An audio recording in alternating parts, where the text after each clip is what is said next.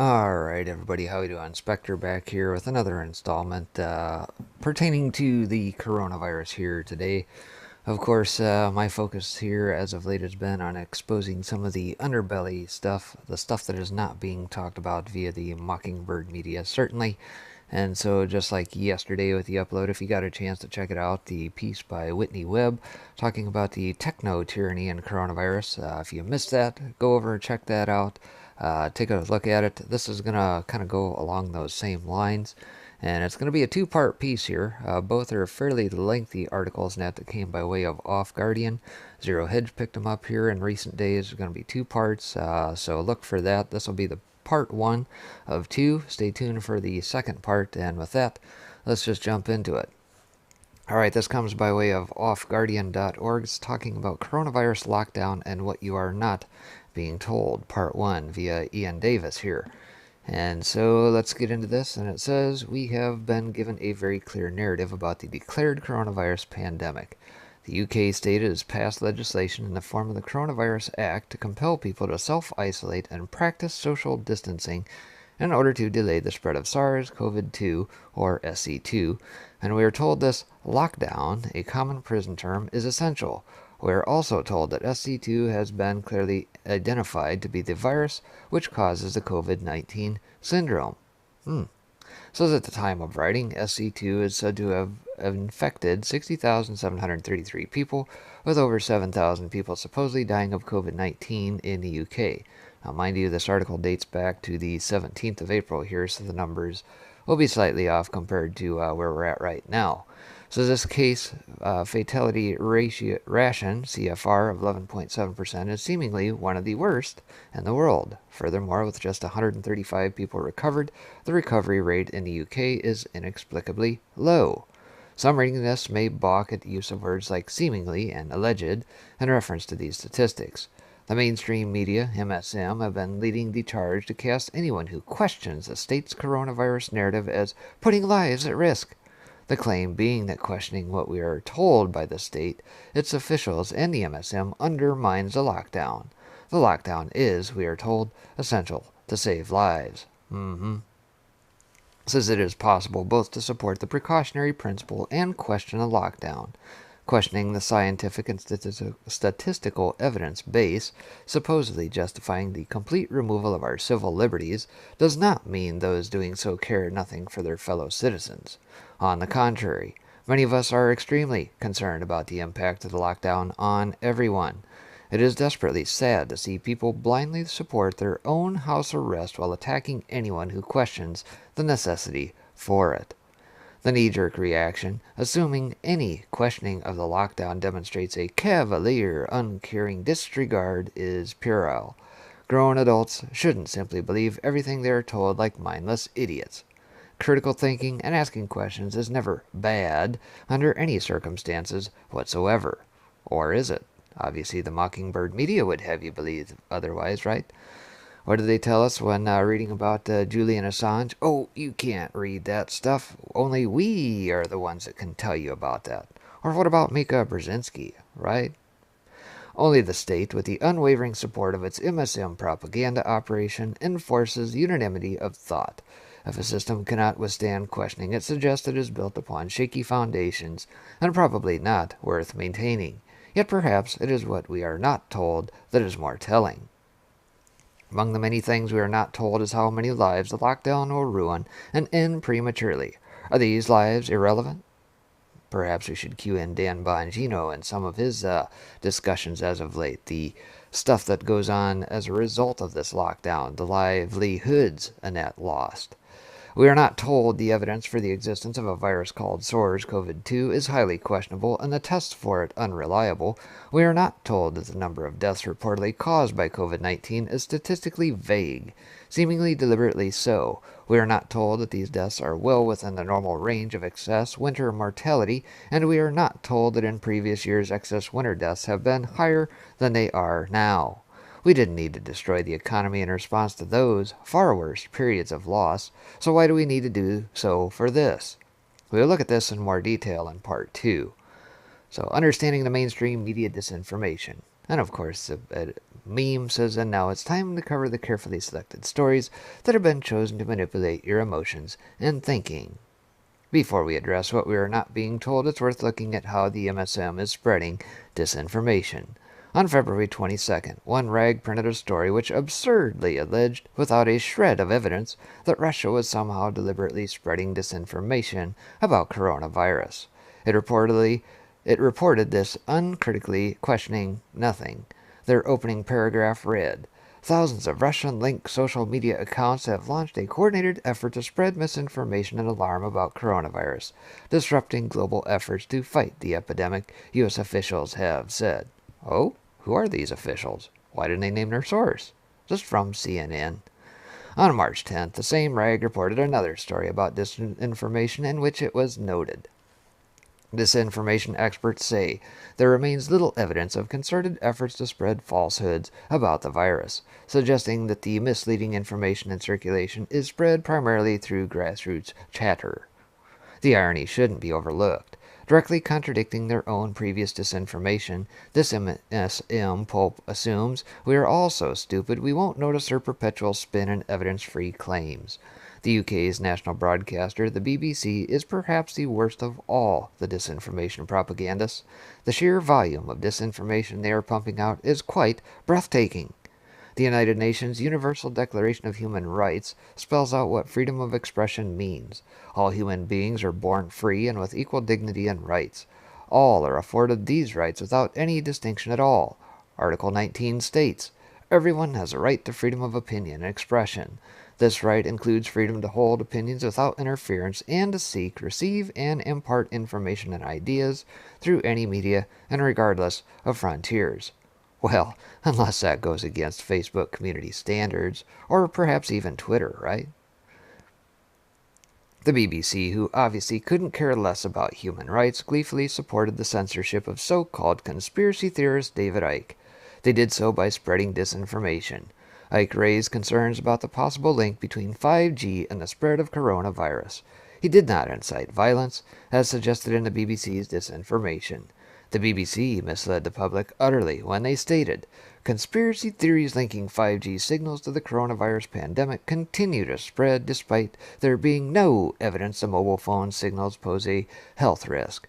While I agree with the BBC that there is no evidence of a link between 5G and the apparent coronavirus, we certainly can't rule it out. Because the second half of their statement, that there is no evidence that mobile signals pose a health risk, was a mendacious deceit. There is a wealth of evidence of that risk. The leading medical journal, The Lancet, noted these risks in 2018. Mounting scientific evidence suggests that prolonged exposure to radiofrequency electromagnetic radiation has serious biological and health effects. Why are the BBC so willing to mislead the public and expose them to unnecessary health harms? Is it deliberate, or are they just shoddy journalists? Either way, quite clearly they are habitual peddlers of disinformation. They appear to know better than the worst clickbait sites that have proliferated over recent years. The MSM is responsible for the majority of misinformation and disinformation circulating at the moment. We must diligently verify every claim they make and check the evidence ourselves. They are not to be trusted. As the BBC quite rightly points out, stop before you share, check your sources. If it's the MSM, check to see if they offer any evidence at all, or if it's just their opinion. If it's their opinion, ignore it. It's almost certainly unfounded. Pause if you feel emotional. If you do feel emotional, you've probably just been manipulated by the MSM. Science-led means cherry-picking science. The UK state has been keen to insist that we all believe their lockdown response is led by the science. However, they have cherry-picked the science to roll out the lockdown and ignored the considerable scientific evidence which contradicts it. Both the UK and US governments use the computer models of Imperial College London, predicting millions of deaths to justify the removal of our civil liberties. Almost as soon as the lockdown was in place, the scientists, having launched their vaccine research fundraiser, downgraded their projections from an estimated 550,000 deaths in the UK to 20,000 or even lower. Neil Ferguson, the lead scientist responsible for the initial ICL report, stated that they had revised the figures because of the effectiveness of the lockdown safety measures. Well, wait a minute. Shouldn't their predictive modeling been able to anticipate that? Poor model. Claiming the lockdown would need to last for at least 18 months until a vaccine is found.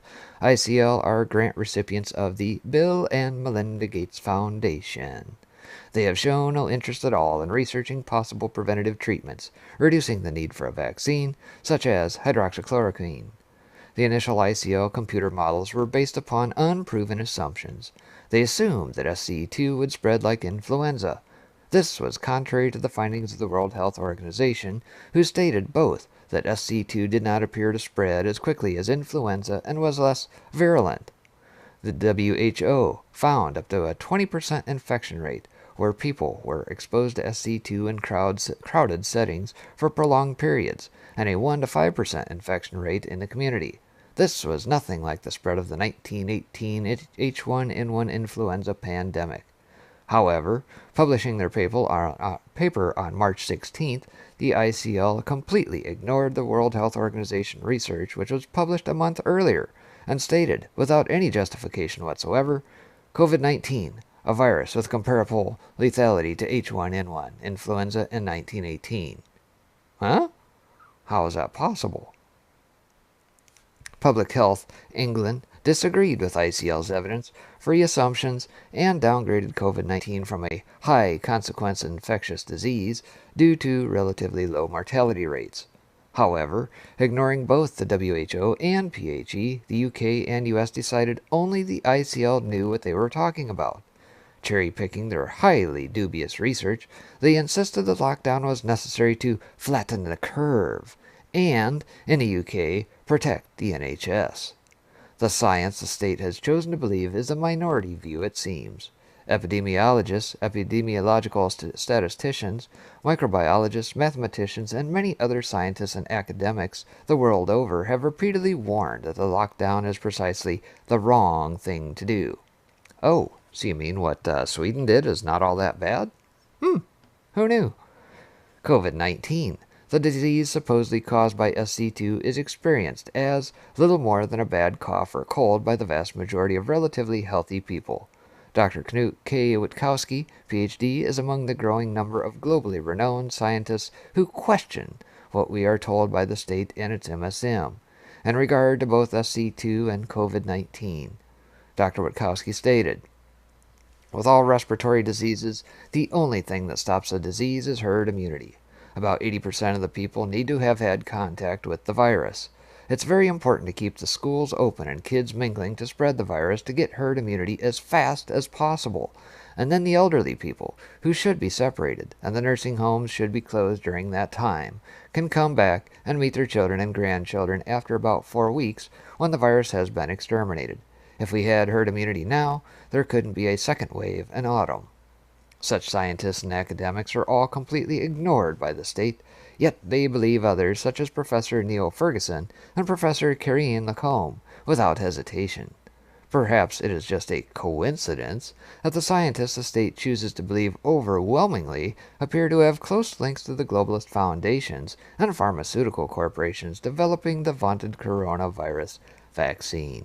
How very convenient, right? Are you sure about the coronavirus lockdown? Those who reject all criticism of the lockdown and simply accept whatever the state tells them presumably believe the state only has our best interests at heart and would never do anything to harm us. Perhaps they believe that to question the claims of the state can only ever be conspiracy theory. Certainly that's the message constantly reinforced by the MSM. However, there is also plenty of evidence that the state frequently deceives the public. We only need to look to the WMD lies told to start an illegal Iraq war in 2003 to understand that the state is willing to further the interests of the powerful and cares little about lives lost in the effort. Therefore, in the UK, it is worth recapping what it is we are consenting to with the Coronavirus Act. We consent to increase state surveillance of ourselves and our family. We are happy that we could be detained without charge because some state official suspects or claims they suspect we may be infected.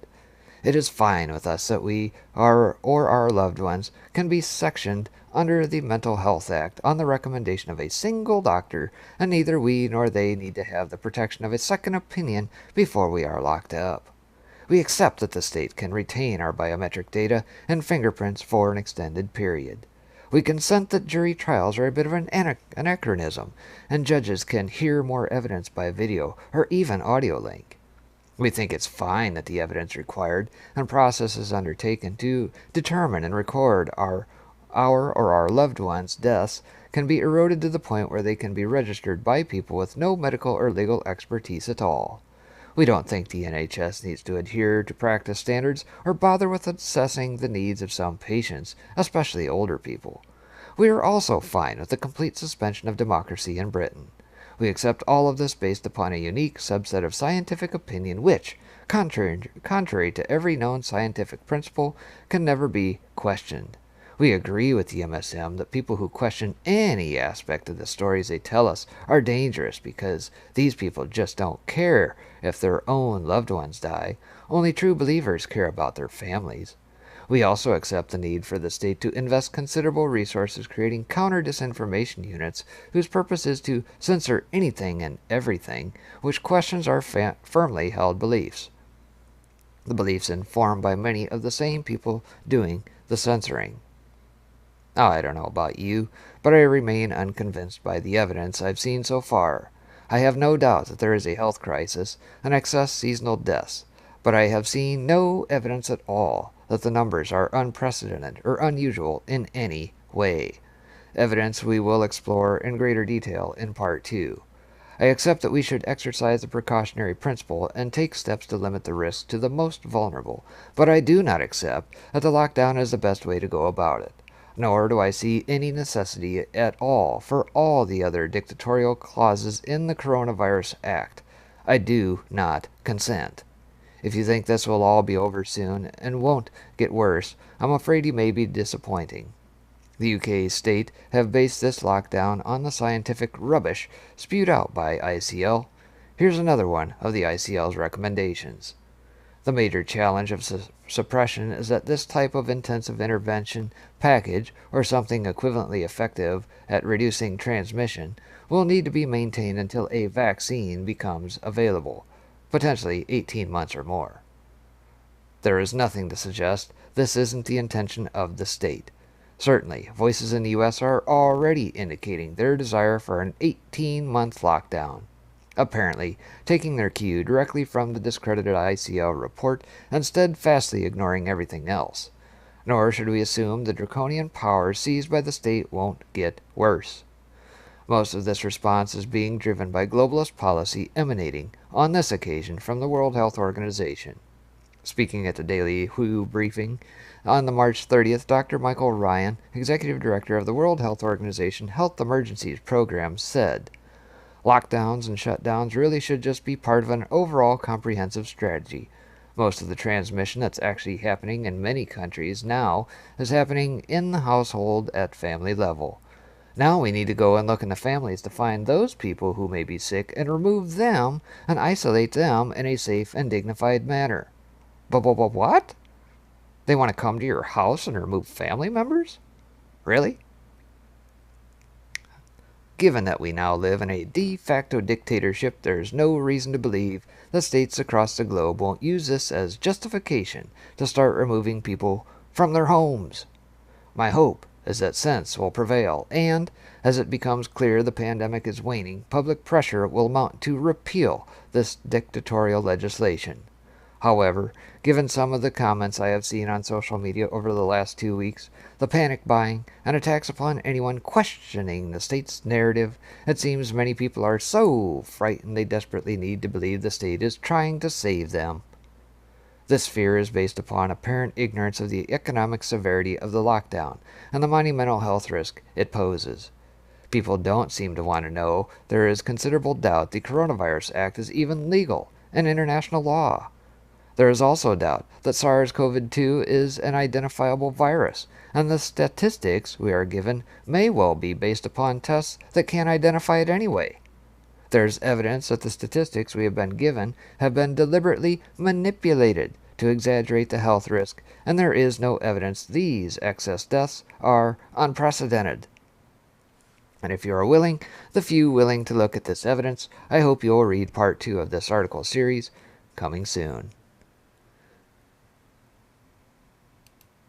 So, very interesting article right there, coming by way of Off Guardian. I'm going to have part 2 here very, very shortly. We'll get that uploaded as well. You can check that out here. In the meantime, stay tuned. Tune back right here to the 5x5 network, and we'll have more. Talk to you guys later. Take care.